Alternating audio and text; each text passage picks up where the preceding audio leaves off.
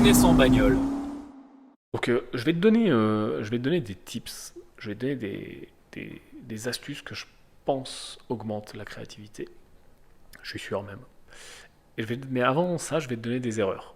Les erreurs que tu fais le plus souvent, ou en tout cas que je peux observer le plus souvent et qui tuent la créativité, la première, je te la sais rabâcher, c'est penser qu'il y a une seule bonne solution. Ou penser qu'il ne faut pas améliorer ses idées. En fait, on a vite, on a vite envie de penser que la pensée divergente, c'est le truc pour avoir de la créativité, et que la pensée convergente, du coup, on s'en fout. Mais non. En fait, il faut utiliser et la pensée divergente et la pensée convergente, mais pas en même temps. Parce qu'en même temps, ça ne fonctionne pas.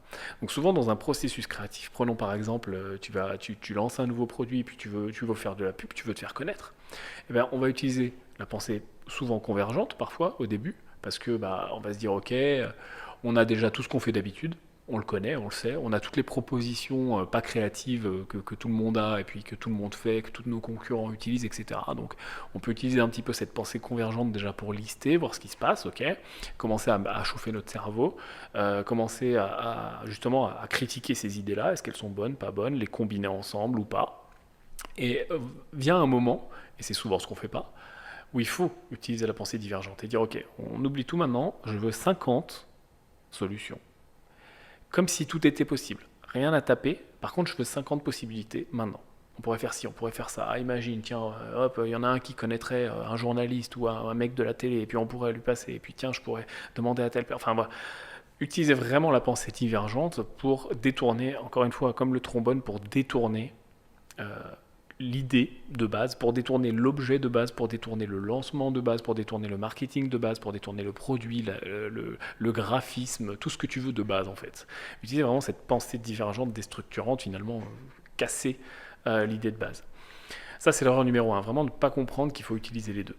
L'erreur numéro 2, c'est de copier. Euh, Souvent, et encore plus peut-être pour les gens qui ne sont pas créatifs, on se dit tiens, je vais regarder les bonnes pratiques. Tiens, je vais faire du benchmark. Alors le benchmark, les bonnes pratiques, laisse-moi te dire, c'est de la branlette. C'est-à-dire que oui, ça peut fonctionner, oui, sur de l'amélioration, sur de la structuration, sur ce qui va venir plus tard, en effet, et éventuellement sur de la pensée convergente, oui. Mais copier, c'est très souvent, dans 99% des cas, faire pareil en moins bien. Copier, c'est trahir sa confiance en toi. Enfin, en fait, c'est n'avoir aucune confiance en soi.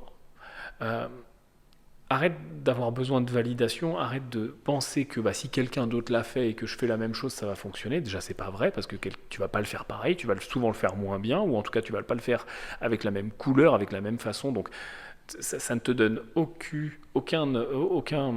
garantie que ce que tu vas copier va fonctionner parce que quelqu'un d'autre l'a fait avant, déjà pour commencer. Et puis surtout, tu es en train de te tuer à petit feu. Tu t'enterres à petit feu, tu es en train de te cancériser de l'intérieur, de t'autoriser à copier, de t'autoriser à recopier, de tuer toute créativité. Tu deviens une espèce d'ersatz, tu deviens une espèce de copieur patenté qui fait que finalement, en plus, si tu te fais griller, tu vas être super mal vu, ça va être horrible. Si la personne que tu copies le remarque, tu vas peut-être te couper des synergies, etc. Si tes clients le remarquent, si tes proches, ton entourage le remarque, ça va être à chier. Et en plus, tu es en train de t'auto-tuer. Parce que si tu copies, en plus, tu vas vouloir faire exactement pareil. Parce que si tu as, cette pensée de se dire, attends, je vais recopier un système qui fonctionne, du coup, forcément, si le système il fonctionne, tu peux changer des trucs, hein. Tu peux faire en sorte que ça n'ait pas l'air d'être une copie, mais si le système fonctionne dans ta tête, il faut bien le recopier, ce système. Donc tu te coupes toutes les possibilités.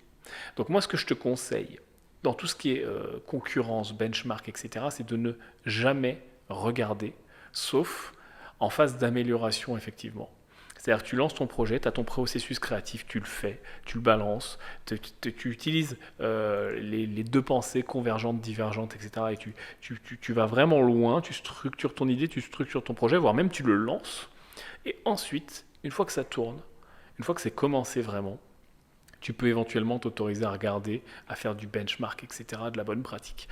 Mais au début, vraiment, ça va te cannibaliser. Moi, je ne regarde jamais ce que font les autres gens qui peuvent être dans les diverses verticales sur lesquelles on se trouve avec Green Bull, que ce soit l'assurance, etc., l'immobilier, tout ce que tu veux, je ne regarde jamais ce que font les concurrents. Ça m'arrive de benchmarker, et souvent d'ailleurs quand je benchmark, je fais en sorte d'écarter les concurrents et d'aller trouver des nouvelles personnes que je ne connais pas, mais surtout en phase de création, et puis en phase de pré-production, et on va parler plus loin des tips, je ne regarde jamais. Parce qu'en plus, des fois, tu veux pas copier, mais sans faire exprès, tu copies. Parce que tu as entendu un truc, ça t'a plu, ton cerveau l'a stocké, on sait pas pourquoi, puis tu as oublié qui l'a dit, quand, comment, et puis en fait, tu le ressors parce que tu trouves ça cool. Mais en fait, tu l'as pompé à quelqu'un. Et donc, tu deviens une espèce de pâle copie, tu diminues ton branding, etc. Donc ça ne fonctionne pas. Combien je vois de gens, alors je prends l'exemple de YouTube parce que c'est là qu'on se trouve là en ce moment d'ailleurs, et c'est aussi une partie de mon game et de ce que tu vois sur Internet. Je vois des gens qui pensent que de faire comme moi va marcher pour eux, mais non. Tu vois, de faire le même titre de vidéo, la même miniature, utiliser les mêmes couleurs, utiliser les mêmes phrases de bon. Maintenant, tout le monde dit bonjour de la même façon, c'est un truc de fou, salut à toi, très cher machin. Putain, c'est un truc de malade. Ou alors d'utiliser, tu sais, d'écouter la vidéo et puis de reprendre les mêmes conseils dans le même ordre. Enfin, ça ne peut pas marcher. Surtout pour YouTube, en plus, les gens, ils viennent pour toi, ils viennent pour ta personnalité, ils viennent pour que tu sois toi-même, tu vois. Mais même au-delà de YouTube, tu vois, sois vraiment toi-même et surtout, ne copie pas tes concurrents. Et surtout quand les concurrents, en plus, sont plus avancés que toi, enfin, c'est la pâle copie, tu vois. Pourquoi Pepsi, ça a toujours moins bien marché que Coca? Parce que c'est une espèce de pâle copie dégueulasse et finalement... Ouais, il y a des gens qui préfèrent le Pepsi, mais en vrai... Bon, après, voilà, c'est une boîte, c'est peut-être pas le bon exemple, c'est une boîte qui est très vieille, etc. Et puis qui a fait des super tricks marketing en plus. Mais quoi qu'il en soit, t'as compris l'idée.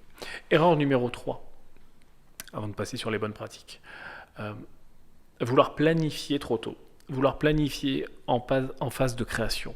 Vouloir planifier avant finalement d'avoir créé. Bien souvent, on a un projet, et je parle encore du monde de l'entreprise ou du monde de l'entrepreneuriat, même du monde de l'immobilier, ça fonctionne. On a un projet, on se dit ok, je veux faire ça. Et tout de suite, ok, je veux faire ça dans tel planning. Toi, tu vas faire ci, toi, tu vas faire ça. Puis je vais commencer par là. Et puis après, tiens, au bout de 6 mois, je vais commencer à acheter un deuxième appart. Et puis après, là, je fais du meublé. Puis je ferai du marchand de biens. Nanana, blablabla. Et tu es en train de planifier alors que tu n'as même pas créé. Tu es en train de planifier alors que tu es encore en phase finalement créative. Tu es encore en phase de découverte. Et puis en termes de gestion de projet, t'es pas du tout, t'es pas du tout encore dans la planification. Donc, ce que je te conseille, la phase de création, c'est la phase de création. Ok, je brainstorm, je réfléchis, j'utilise les tips qu'on va voir après, et je ne planifie pas, je m'interdis d'ailleurs même de planifier, je fais comme si tout était possible, comme on a dit plus tôt, c'est-à-dire je fais comme si tout était possible au niveau du calendrier, je fais comme si tout était possible au niveau des ressources, au niveau des partenariats que je pourrais avoir, au niveau du budget, je fais comme si tout était possible, je ne me ferme pas d'idées dans l'œuf. Pourquoi? Parce que sinon, je vais tout de suite fermer. D'ailleurs, je lance un projet. Regarde, je te prends un exemple immobilier parce que je sais que souvent c'est le plus dur à mettre en face de ce qu'on dit. Euh, Si je me ferme tout de suite un projet, alors ça s'adresse encore une fois pas aux ultimes débutants. Les débutants, restez nichés, restez spécialisés. Si c'est ton premier, deuxième, troisième, quatrième appart, reste sur ce que tu sais faire, etc. Tu fais du meublé très bien. Je m'adresse aux gens qui sont un petit peu plus avancés. Souvent, on se dit, on se ferme tout de suite des choses, on est en mode pensée convergente complet, et on se dit voilà, les immeubles au-dessus d'1 million d'euros, c'est pas encore pour moi, c'est trop gros. Les divisions, c'est pas pour moi. Le marchand de biens, c'est pas pour moi parce que je sais pas faire, etc. En fait, en phase de créativité, c'est dommage. Alors, faut pas s'amuser à rêver, encore une fois, hein. La création, c'est pas pareil que l'imagination, hein, donc sois pas en mode voilà, ce que je te dis, prends-le avec des pincettes et te dis pas waouh, tout est possible, je suis en train de rêver ma vie. Non, pas du tout. Mais par contre, en utilisant que la pensée convergente, elle est importante cette pensée convergente parce que c'est elle qui va t'empêcher de faire ce que je viens de dire juste avant et de rêver ta vie. Mais utilise aussi un peu la pensée divergente. On te parle d'un super immeuble, c'est le coup de l'année, c'est un truc de fou. Tu as ton agent immobilier que tu connais, il te dit putain, alors là je sais, c'est trop gros pour toi, mais alors j'ai un truc, c'est un truc de malade. Par contre, c'est 5 millions d'euros. Si tu es en mode pensée full convergente, même pas tu vas visiter. Pourquoi? What? Fuck? Va visiter ce truc-là. Va le voir. Est-ce que Jack il existe? Je te rappelle. Est-ce que Jack qui te met le couteau sous la gorge, le flingue sur la tempe, il existe? Non, Jack n'existe pas. Il va pas te tirer dessus si tu fais pas une offre.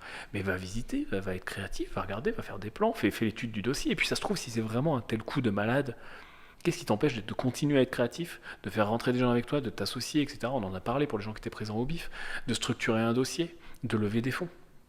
Donc, ne planifie pas trop tôt. En phase de création, reste en phase de création. Là, dans l'exemple de mon immeuble à je ne sais plus combien de millions d'euros, tant que tu es en phase de création, vas-y. Sois créatif, imagine la division de tes pièces, imagine de combien tu aurais besoin, imagine est-ce qu'il te faudra un associé, deux associés, etc. Et ensuite vient la phase de planification, la phase un petit peu où je vais utiliser souvent en phase de planification une pensée plus convergente. Et là, en effet, je vais redescendre un petit peu sur terre et je vais me dire, ok, maintenant que j'étais bien créatif, etc., est-ce que j'ai les épaules pour le faire? Est-ce qu'en effet, je peux aller lever des fonds? Est-ce qu'en effet, je peux y passer 6 mois parce que ça va prendre du temps? Est-ce que j'ai 10 heures par semaine à donner à ce projet, etc. etc. Et là, à ce moment-là, si je l'ai pas, je l'ai pas, c'est pas grave. Mais vraiment, si tu veux aller loin, encore une fois, tu es dans business en bagnole, hein, attache ta ceinture, on est là pour aller loin. Si tu veux aller loin, je pense qu'il faut vraiment pas se couper ces trucs-là. Et l'erreur 3 bis, c'est la même chose. C'est-à-dire que c'est ne pas planifier. Parce que l'erreur 3, c'est planifier trop tôt en phase de création. Et l'erreur 3 bis, finalement, c'est ne pas planifier après la phase de création. Et avant la phase d'implémentation. Bien souvent, on a cette phase de création. On se dit, putain, je vais faire ça, c'est génial. On brainstorm et tout, on se dit, putain, ouais, trop bien. Je vais faire comme ci, comme ça, je lance ma boîte. Et puis, on lance. Et hop, c'est parti, on y va, on va au greffe, on achète un site, on achète un nom de domaine. Wow. Avant l'implémentation, il y a une phase qui est extrêmement importante, c'est la phase de planification. Il faut planifier tout simplement, faire un planning, et là c'est le moment où en effet on va plus être créatif pour le coup, on va être terre à terre, ok? Mais il y a vraiment des phases dans un processus, là on va carrément dans la gestion de projet, la gestion de boîte, mais il faut être conscient de ce truc-là. Maintenant j'ai des tips quand même pour toi, j'en ai plein,